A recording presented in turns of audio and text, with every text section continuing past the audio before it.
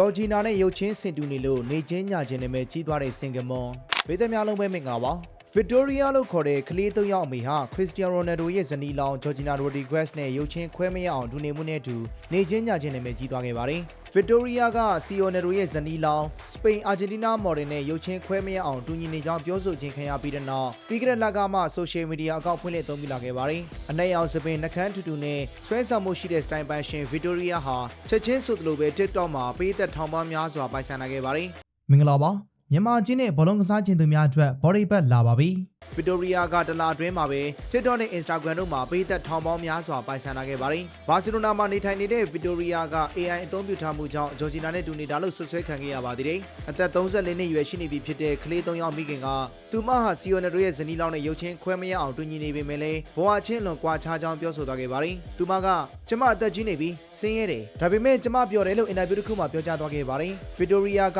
သား2ယောက်သမီး1ယောက်တို့နဲ့အတူကန်ဘရိမှာနေထိုင်လို့နေပါတယ်။သူမကတာမန်ဝန်ထမ်းတူဖြစ်ပေမဲ့လည်းဂျော်ဂျီနာနဲ့ရုပ်ချင်းစင်တူနေမှုနဲ့အတူအောင်မြင်တဲ့ influencer တူအဖြစ်ရပ်တည်လာနိုင်တော့မှလည်းဖြစ်ပါတယ်။သူမက social media account တွေကို private ပဲသုံးလာခဲ့တာပါ။ဒါပေမဲ့2025ခုနှစ်ဒီဇင်ဘာလကမှ public ဖွင့်လိုက်တယ်။ဂျော်ဂျီနာနဲ့တူတယ်ဆိုတာလူတွေအုံကြွကြွဖြစ်လာမယ်ဆိုတာမသိပဲဖွင့်လိုက်တာ။အရင်တုန်းကလူတွေကကျမကိုရုပ်တူတယ်လို့ပြောကြတယ်။ကျမကလည်းတူတယ်ဘာညာပေါ့။ဒါပေမဲ့ဒီလိုကြီးဖြစ်လာနိုင်မယ်မထင်ဘူးလို့ပြောကြားသွားခဲ့ပါတယ်။ဒါပေမဲ့ဗစ်တိုးရီယာကဂျော်ဂျီနာရဲ့ပိတ်သက်တူမဟုတ်သလိုစီယိုနိုရဲ့ပိတ်သက်တူလည်းမဟုတ်ပါဘူး။ကျမကစီယိုနိုရဲ့ပိတ်သက်မဟုတ်ပါဘူး။ဘာအကြောင်းပြချက်မှမရှိပါဘူး။ကျမကဘောလုံးပိတ်သက်မဟုတ်တာပါ။သူ့ကတော့သဘောကျပါတယ်။ဒါပေမဲ့ဘောလုံးအကြောင်းဘာမှမသိဘူး။ကျမသားတွေကပဲကစားကြတာ။သူ့ဘဝသူ့ကစားသမားဘဝအကြောင်းအင်တာဗျူးတချို့ကြည့်ဘူးတယ်။သူကဆုံးဖြတ်ချက်ပြတ်သားတယ်။တာဝန်ယူမှုပြည့်ရှိတယ်။စီကံရှိတဲ့လူတစ်ယောက်ဆိုတာကိုတော့သိထားတယ်။အမကန်ကစားသမားတစ်ယောက်ဖြစ်ပါတယ်လို့ပြောကြားသွားခဲ့ပါတယ်။